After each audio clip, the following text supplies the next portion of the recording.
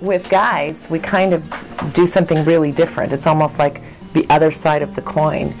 You know, while they might grow up in a conservative environment that tells them, don't have sex before married, don't masturbate, don't touch yourself, don't whatever, and then silence, let's say, that's pretty common.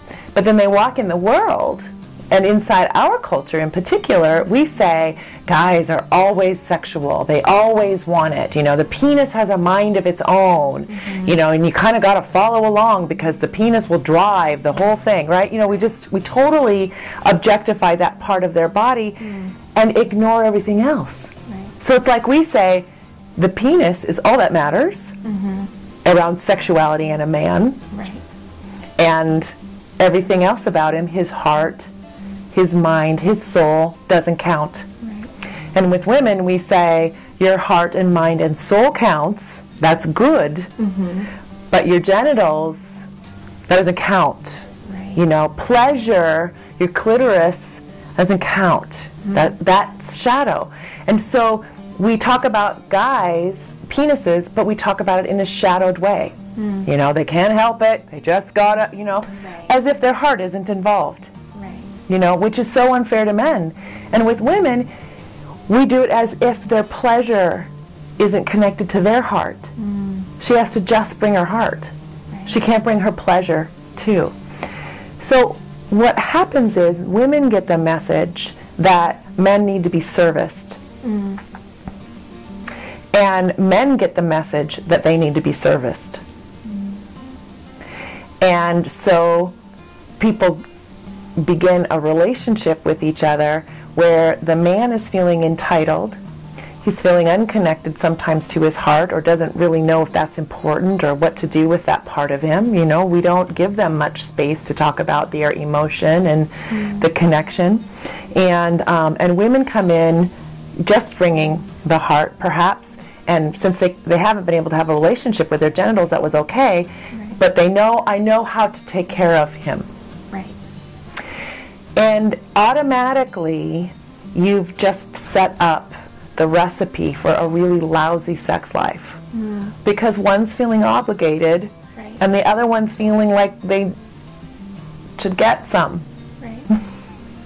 And this is something I've struggled with just in our relationship together, because I've never felt pressured by him, and I've never been forced to do anything, and it's never been approached that way.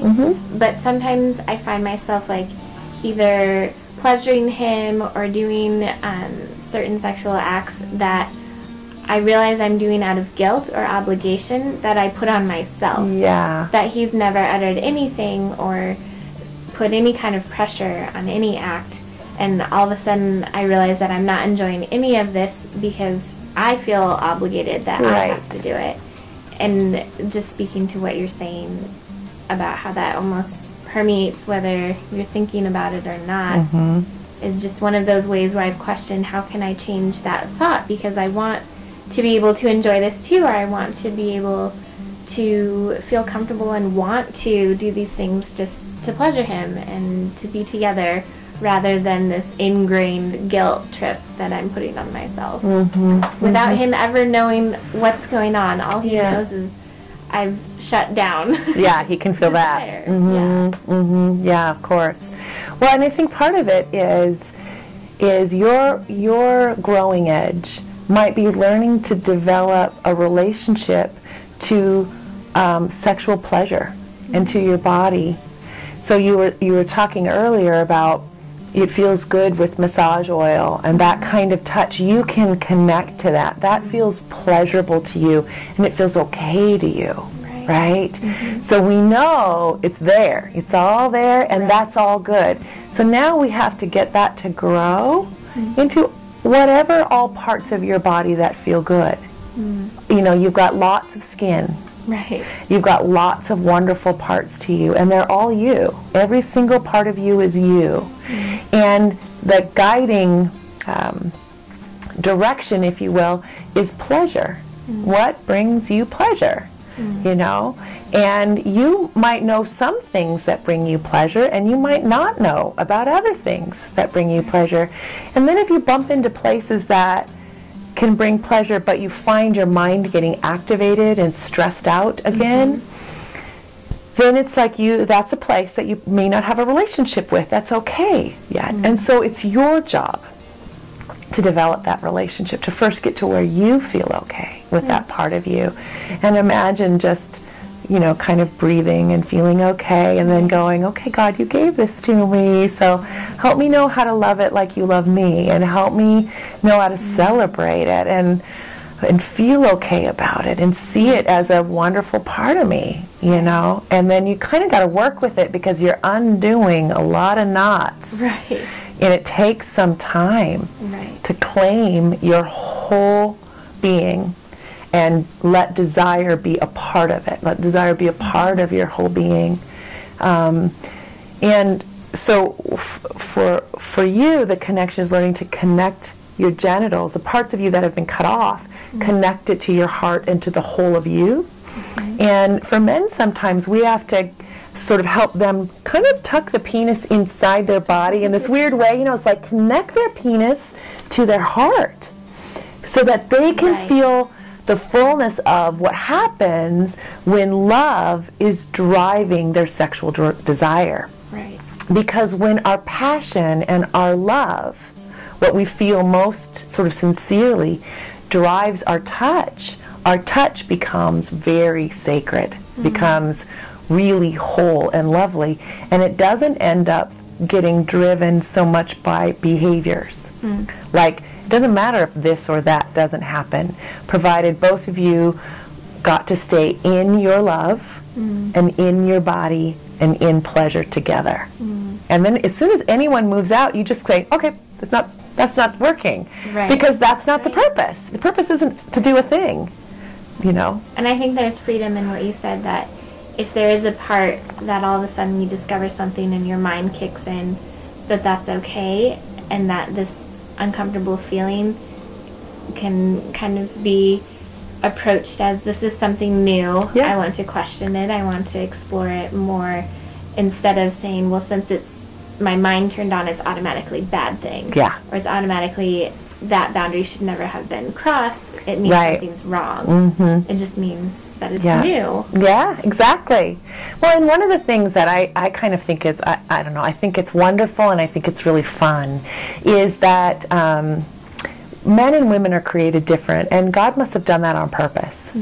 So one of the things we know about women is they have a larger hippocampus in the back here, which is really kind of where learning to read emotion and study faces and all that, and some of our memory is lodged there.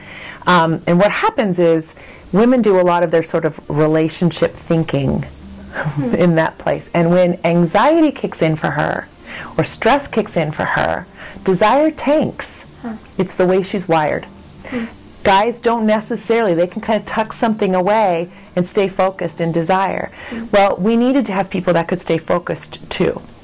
So it's a good thing, but we are really different. In heterosexual relationships, we're really different in that way. So actually, it's part your job to learn to calm yourself and to go, this is new, and we're gonna go at this at my pace, because it's really about you.